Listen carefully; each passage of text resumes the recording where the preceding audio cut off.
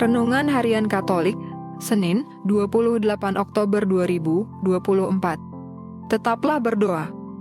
Pada waktu itu pergilah Yesus ke bukit untuk berdoa dan semalam-malaman ia berdoa kepada Allah. Lukas bab 6 ayat 12. Saudara-saudara, ketika orang mempunyai ujub atau intensi tertentu biasanya akan pergi ke tempat sunyi dan tempat ziarah untuk berdoa. Atau orang melakukan devosi, adorasi, jalan salib atau berdoa pada waktu tengah malam agar doanya terkabul. Berdoa diyakini sebagai saat istimewa untuk memohon terang dari Tuhan akan sebuah peristiwa berat yang dihadapi.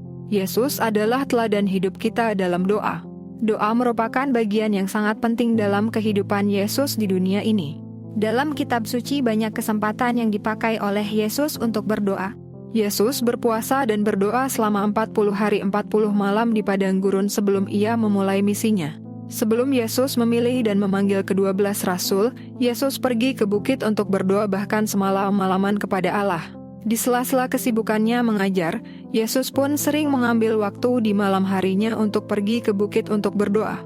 Dan di malam terakhir sebelum sengsaranya, Yesus berdoa dengan begitu kusuknya di Taman Getsemani. Yesus sungguh memberi semangat doa dan bahkan memberi contoh nyata. Inilah doa yang diwujudkan dalam karya dan langkah nyata. Setelah berdoa sepanjang malam, Tuhan Yesus memanggil murid-muridnya, lalu memilih dari antara mereka 12 yang disebutnya rasul. Panggilan menjadi murid dan penetapan rasul adalah sebuah anugerah yang berasal dari Tuhan sendiri. Menjadi murid dalam tradisi Rabini adalah tinggal bersama dan belajar dari cara hidup sang guru dalam menghayati hidup beragama. Menariknya, rasul-rasul Tuhan itu berasal dari latar belakang dan karakter yang sangat bervariasi. Itu berarti bahwa tidak satu ragam saja murid yang dapat menjadi tanda kehadiran Tuhan Yesus. Belajar dari Yesus dalam bacaan Injil hari ini, kita diajak untuk hidup dalam doa dan mewujudkannya dalam karya. Doakar, atau doa dan karya Yesus menjadi teladan bagi kita semua umat beriman. Kita berdoa dimanapun dan kapanpun demi memohon belas kasih Tuhan dan kemurahan hatinya, tetapi berkarya dan beraktivitas untuk mencapai tujuan tidak boleh ditinggalkan. Keduanya berjalan dan beriringan bersama. Doa dalam karya yang selalu dilandasi semangat doa. Hari ini Tuhan mengingatkan kita untuk selalu mendasarkan segala karya, usaha dan pelayanan kita pada doa itu sendiri. Seseorang yang hanya mengandalkan doa tanpa berbuat, tidaklah cukup. Namun sebaliknya, perbuatan yang tidak didasari doa pun masih belum cukup. Semua karya dan usaha kita harus sungguh-sungguh mengalir dari doa-doa kita.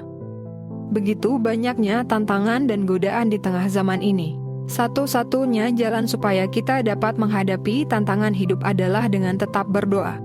Sebab dengan tetap berdoa roh kita akan dikuatkan dan daging atau keinginan-keinginan kodrati kita dilemahkan.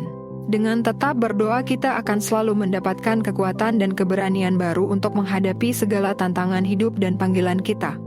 Hari ini gereja merayakan pesta dua rasul, yakni Santo Simon orang Zelot dan Santo Yudas disebut Tadeus yang artinya si pemberani. Mereka berdua termasuk himpunan 12 rasul Yesus. Dalam bacaan Injil hari ini dikisahkan bagaimana memanggil dan memilih para rasul. Sebelum memilih rekan kerjanya, Yesus berdoa memohon dari Allah Bapa terlebih dahulu. Ya Allah, yang penuh kasih, curahkanlah rahmat-Mu ke dalam hati kami supaya kami sungguh-sungguh mengerti kehendak-Mu dalam hidup kami. Selamat beraktivitas. Semoga semuanya lancar, sukses, serta selamat. Tuhan memberkati.